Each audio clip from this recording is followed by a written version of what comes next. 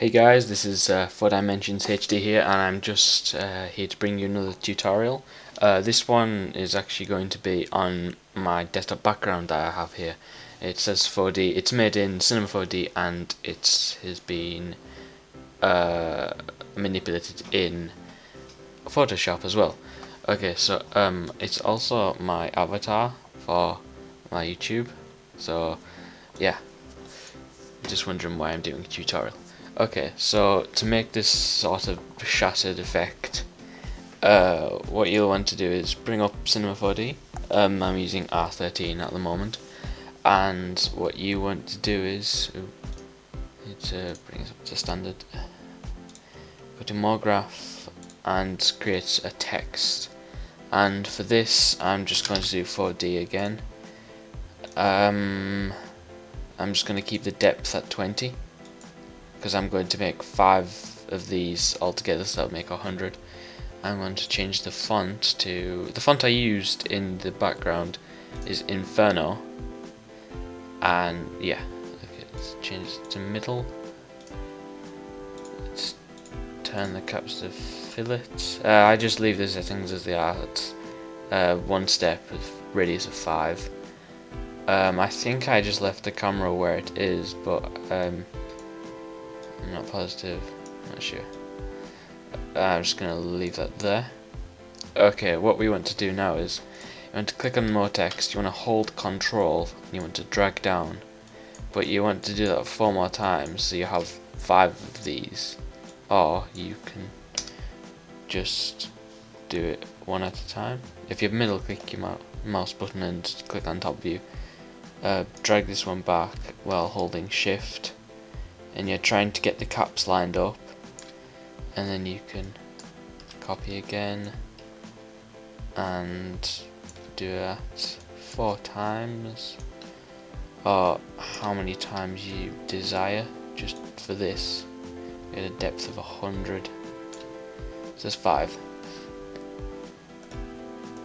Okay, maybe I had it like this. For this you also need the Throusi plugin for Cinema 4D. That's easy to get, it's free. So first thing you need to do is create a texture, because you can't create a texture after you've broken it up with Throusi. So first texture I'm going to create is just the background texture, the back of this, which is behind, you can see here. Okay, and what it is, the turn of specular, because we're using global illumination. For colour, I think I changed it to halfway, but I didn't choose gradient this time. I just put it on a dark blue. I stuck reflection on and turned this down to about 60%, 62. I'm not quite sure, I'm just guessing here at the moment. And I think this is the front. You want to apply it to everyone except for the front. You can just hold Control and click up, and it's on there. It won't look very impressive at the moment because there's no sky or global illumination or anything yet. And for the front texture, what you want to do is you want to go to Create, Shader, and New Key. I know in R12 that New Key is there, but I'm not sure about any other versions below, because I've only had R12 and 13. Oh, and 11.5. So yeah. Okay, now what we want to do is create a sky. Should we do that now, or should we do that? Yeah, we'll do that now. Just hold down on the floor and select sky. And what we want to do is double click in here to create a new texture, or you can just do create a new material. I forgot to mention that. Open it up, untick colour and specular, but tick the luminance channel. That should be the only channel you should have when putting a texture on the sky. And you want to go down to textures and gradient. Click on the gradient and change it to 2D V, so it's going from bottom to top. And you want a sort of midway blue, and maybe quarter of the way through a lighter blue, and then just leave this as white if you want. Maybe bump it up a bit, or bump it down. I'm not sure. Okay, we'll leave that as it is, and you can add it to the sky. So it won't look very impressive at the moment because there's no global illumination on. So we'll do the render settings and then we'll do Throusi. So for the output, I can do 1920 by 1200. No wait, for YouTube it's 1080. 1080. My screen resolution is actually 1920 by 1200, so this is why it won't be as, it'll be a little bit smaller than YouTube. Sorry about that, by the way. And current frame because it's only a picture. Save, we can do PNG or you can do JPEG. You can click that. PNG and save it where you want. Save it to desktop. 4D. And alpha channel. Let's take alpha channel. So it will only render out the 4D symbol and not the sky. And we'll also sort out the sky compositing afterwards. So geometry to best. We'll bump these up after when we're about to render. Just so we can see if it looks good now. So right click on the sky, go to Cinema 4D tags and click on compositing, and then you want to click on the compositing tag and click composite background. Sorry, not composite background, scene by camera. Untick scene by camera, so you will not see it if you render, but you'll still get the same light reflections on the background. Okay, I forgot to add global illumination.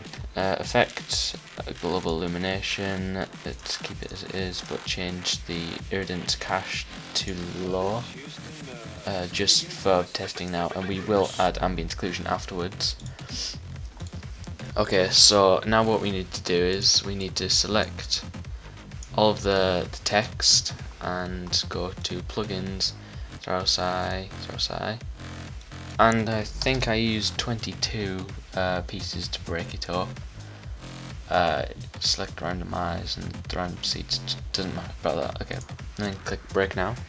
It might take some time depending on your graphics card, because this viewing part here in Cinema 4D runs entirely off your graphics card. And also you don't really need that much RAM for Cinema 4D. You just need processing power. Okay, so that's done. What we need is a sphere. Don't think it matters how big it is depending on how big your text is, but I'm just going to place it over here. It's just in the center of the object, the text, and it's not like halfway, it's just at the bottom poking through, just touching. Oh yeah, it doesn't matter about the geometry, so you can turn the geometry right down if you so intended, but it doesn't matter because you're not rendering that. What you want to do is you want to double click on these dots here so they're red, and so it just hides it. Then you want to right click on the sphere, go to simulation tags and collider body, so it won't fall like normal physics tags or simulation tags. It will just act as if things can hit it. So you want to press play. Oh, that was too many frames. If it seems too broken after the first frame, you might want to lower the sphere. So just hide it, show it again, but lower it a bit.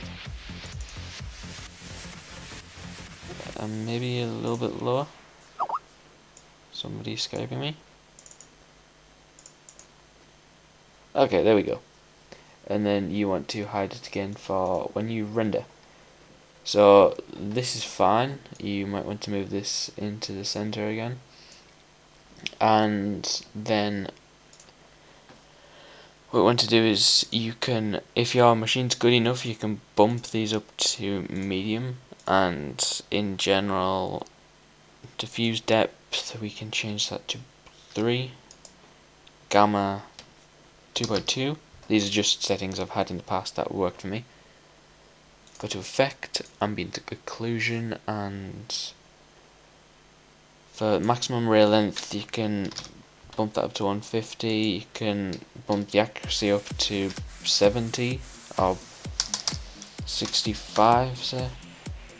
Change the contrast to 30, and if you wanted to you just bump that up just a little bit, the colour, not too much. That should be it. Oh no, where is it? Anti-aliasing, change it to 8. This is only if you've got a really good machine, because that really does slow it down. So I'm gonna render this and I'll come back to you.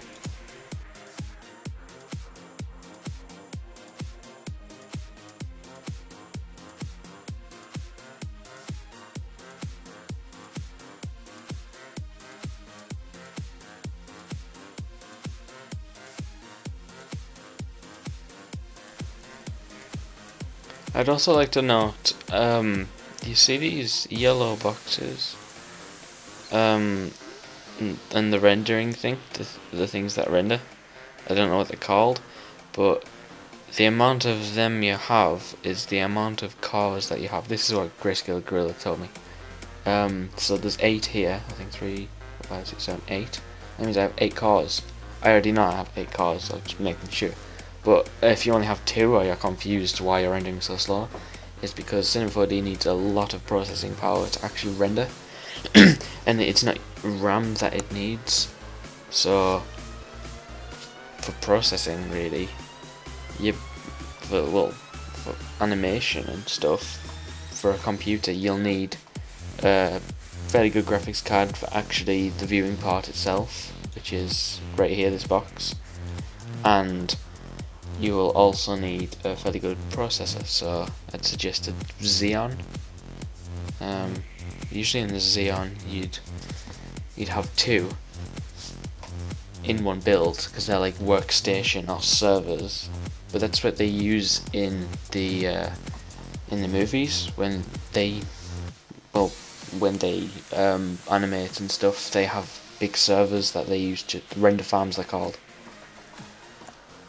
Also, if you don't want to render yourself and you have money, you can send these off to a render farm. I don't know any. Let's go on the internet. Why is it not bringing it up? Oh, it's on the wrong screen. Maxon.net. Why are you messaging me? Okay, the internet's slow. I don't know why.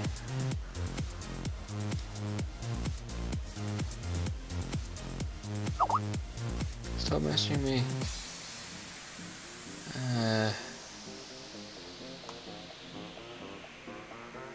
You go to support, render farms. I'll tell you a good one here. There is, where is it? I think this should be it. I'll recognize it from the actual design. Yeah, this is it.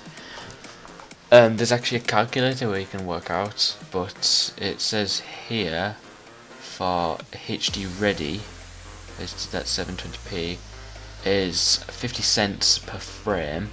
But that's okay if you're just doing images, I guess. 50 cents is fine, but you'd send them the file, then they'd send you back the final result via their upload thing. I don't know, but yeah, Maxon has quite a lot of people. They also have a lot of really good links, partner links, that you can go to and talk to people about Cinema 4D and other sort of, you know, other stuff. I just realised why this is taking so long. I bumped up the anti-aliasing. I didn't need to, because there's not really that much geometry. Well, there is a lot of geometry, but not enough to put shadows on. Okay, well, I guess I'll come back to you when it's finished rendering.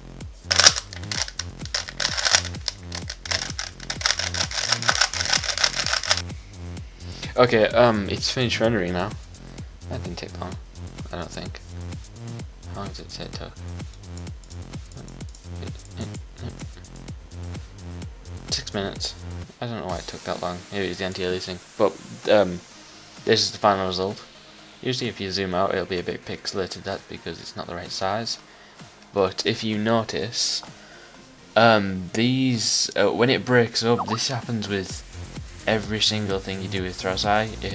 If you break up an exact replica of an object, it will break it up in exactly the same way. It's not very good at randomizing things, because if you see there's these four broken up bits, but they're on every single bit here, and on this bit it'll go all the way back as well. Also these cuts will do exactly the same. So it's not very good for randomizing. That's why there is a program called Explode, which is quite good at doing like building destruction, and I'm thinking about buying it, but yeah. Okay, so once you've done this, you need to bring up Photoshop. It's also a good idea to save your work. Save 4D tut, and just exit off that. Don't need it. And file new 1920 by 1080 pixels, and yeah, wait, it'll be fine. Let's just oops, change the background to black, double click on it to unlock it, and double click on it again, and click gradient overlay. Where it says style, I want to change it from linear to radial, and reverse, and go on the gradient and keep the black where it is, but change the white to somewhere here. That's 1292A5 if you want to know. That's the colour. Ooh, I've just changed it. 1292A5. Great, I remember that. Okay, it doesn't matter yet how. Ooh, what did I just do? 1292A5. I think I pressed cancel. Don't press cancel, it doesn't work. You can change the scale right up. And what did I do? Did I change the opacity down or something? Yes, I did. Yeah, turn the opacity down. Maybe it's about 30-40%. That'll be fine. Click OK, and then you want to drag it in Skype. Drag in this, and press enter. And what we're going to do on here is to double click it and click drop shadow. You may keep the angle at 120 if you so desire, depending on what you've actually made. You can change the distance to about 30 and the size to about 60. Because if you had it at 0, it'll just be straight and it'll be a perfect shadow, but you want the size to be, you want the shadow to be about to be blurred. Yeah, it's a bit blurred on the inside. And now what we're going to do is do a gradient overlay, and we're going to go into gradient and pick fairly light colours. So I'm changing it to 1D92B8 and to 85E7FF. There we go. And just take the opacity down. That's what it would look like normally. And maybe have it on 10%. Oh. About 8%. Whatever looks best, depending on what background or what other colours you've got. And click OK. And that is basically your tutorial. You just want to save that. If you're uploading an avatar like I did, you'll want to change the pixels to 800 by 800, but still render this 4D logo out as a high resolution. just so it isn't pixelated. But you'll need this background to be 800 by 800, so you can upload it to YouTube and change the the save format to a JPEG and bump it up to the highest quality, because it needs to be below 1 megabyte. PNGs are usually bigger because they do something with the layers I'm not quite sure with. But anyway, if you like the tutorial, remember to subscribe, comment, leave a like, maybe leave a favourite, and constructive criticism is always helpful. Thank you.